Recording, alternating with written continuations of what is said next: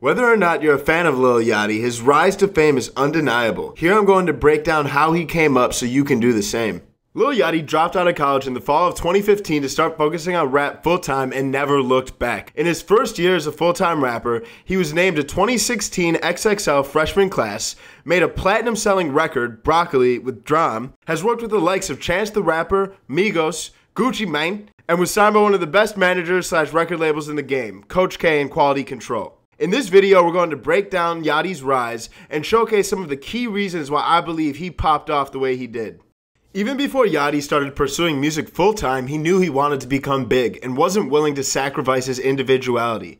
Having a vision was the foundation of success. We can see it in this snippet from the documentary he made with Fader. Growing up, I just kind of always had dreams of walking red carpets with flashing lights. I wanted to be famous. I wanted to be known. I wanted to be remembered. I knew I wasn't working on a job, and I knew I couldn't get a job with his hair. I knew I was different. Even before he blew up with music, he thought his way to becoming successful and big was going to be through Vines. And even now that his music has blown up, his sights are still set on a long-term vision, looking up to the likes of Will Smith, hoping to launch an acting career at some point down the road. Do you still see yourself rapping at 40? Nah, I'm gonna be acting. I'm going Will Smith. Going Will Smith. Ooh. Okay. There it is, man. Yeah. I probably won't be rapping by 30.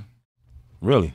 I'm 18. Yeah. Now, I'm not saying Lil Yachty's gonna go around winning any Oscars anytime soon, but in the words of Helen Keller, the only thing worse than being blind is having sight but no vision.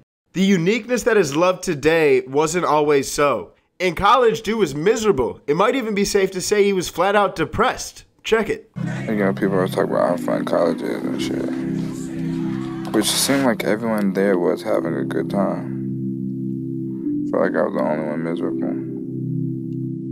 You could just hear everybody talking about me when I walk anywhere. I was probably like the popularest kid on campus in the worst way, though. What's powerful, though, is that he didn't succumb to the pressure to conform. He stayed true to himself, and look where it's gotten him. After only 2 months at school, dude just picked up all of his stuff, then bounced back home to do music. He literally left his TV in his dorm room and didn't even unenroll. I'm not saying drop out of school or throw away whatever is going for you, but I'd rather you throw that away than throw away your individuality and dreams. He hated it, but he learned that he hated it and quickly moved on. One of the biggest risks you run is getting comfortable and plateauing as you let your dreams and goals fade. You can see here that even though Yachty hated school, it wasn't going to let him deviate and move away from his goals and his master plan. Mind you, while all this is going, I still had a plan, I knew that this wasn't forever. This brings us right into our next topic, which is that Yachty had a plan. Lots of people have dreams but don't take the time to think about how they actually plan on getting there. Yachty mapped it out, and at the foundation of his plan was relationships, and one of his greatest strengths was his tenacity to network and build a base of support. No matter what you do, you're not going to get there by yourself. In this clip from the No Jumper podcast, we can see how he turned this plan into action. Cause I mapped this shit out. I'm gonna tell you, I mapped this shit out before I started popping. I was and I know exactly how I'm gonna do this. First, I'm gonna just, cause I lived in the suburbs outside of the city. Can you watch out for that thing just plugged into the wall that you're kind of bumping against? Oh shit. Yeah, it's okay. My bad. So I was I'm just gonna start going to the city, cause at first nobody knew my name in the city. Right. I was I'm gonna start going to the city, going to the parties, be fresh. Get to meet these niggas. I knew it was certain people that I had mapped out that I knew, that you wanted to network with. That I knew could help me meet more people in the city that was gonna get me to where I needed to go. Okay. And was this even before you really started making music? Yeah. You gotta take over your city before you can take over the world. See, that is a very good piece of advice for all the kids sending me SoundCloud links on Twitter every day. That's what you gotta do. You gotta make a name for yourself in your city before you can. Your city's not supporting you or backing you. Yeah, you can't do shit. If you can't convince them, then you gotta. And then once I did that, I locked in Atlanta. Everybody knew who I was. It was so easy. Because you already got the support system of your city. The big people in your city, they gonna know people in other cities. Right. Then it's a chain link. Yeah. Bang, bang. And beyond just aimlessly networking, like you just saw, he mapped it out. He had targets of the people that he wanted to develop relationships with. Plus, he even pushed himself to network online. Before he got big, he would regularly reach out to artists like Playboi Carti to collaborate. Even if they didn't respond, the fact that he was proactively taking those shots is what mattered. Here are two concrete examples of how networking paid off in Yachty's life. First, he met his go-to music confidant and producer, The Good Perry, formerly known as Burberry Perry, at a party. Since then, they've made numerous hits together like One Night. Second was the relationship that he built with Ian Connor, a super plug dude in hip-hop. He met Ian Connor while going through an airport because Yachty was rocking a dope Supreme jacket that Ian wanted.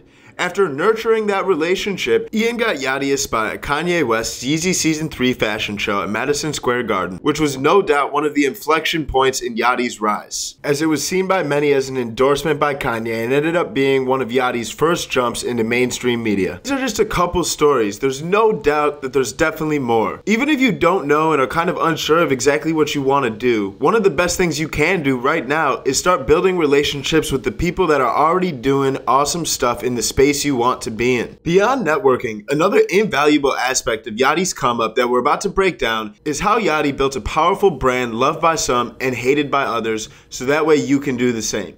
At the foundation of building a brand is understanding your audience so that you can appeal to them.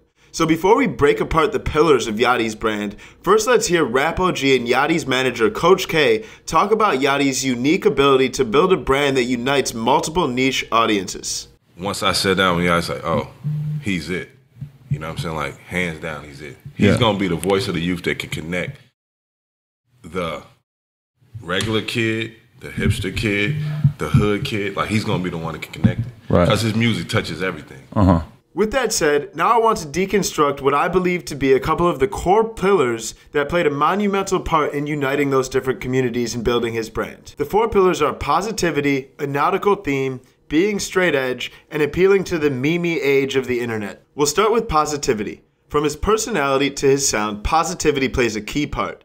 In interviews, he calls out negativity and exudes positive, uplifting energy. In his music, he has an upbeat sound and has helped push forward the subgenre bubblegum trap to the forefront. For the music nerds, most of his music is in a major key, once again reinforcing this happy sound. We can see so here in these two interview clips. Your music's about spreading positivity. I can tell. It is. Yeah, Definitely, inspiration. 100%. It's so uplifting. It's definitely not music to feel bad to. With Sit a around and feel sprinkle sad. of turn up, feel kind of hood, buck on a nigga. Just a little dash. And then we see it again here, and also another recent star, Lil Uzi, calling out the same wave and its contrast to rappers like 21 Savage. I describe myself like as like a feel-good rapper. You just hear my song and just be smiling every time. It don't matter. It don't matter what I'm saying. You just be, cause I just make that motherfucker sound good. That's all I do.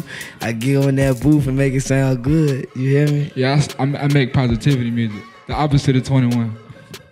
Yeah, I make murder music. From his sound to his personality, he stays consistent with this theme of positivity. So beyond the positivity theme is this notion of consistency to be aware of as well. The next pillar I'm going to talk to is the nautical theme. What's funny is that prior to coming up, Lil Yachty, aka Lil Boat, says he's never even seen a boat, but has run with the theme hard to reinforce his brand and carve out a piece of people's minds.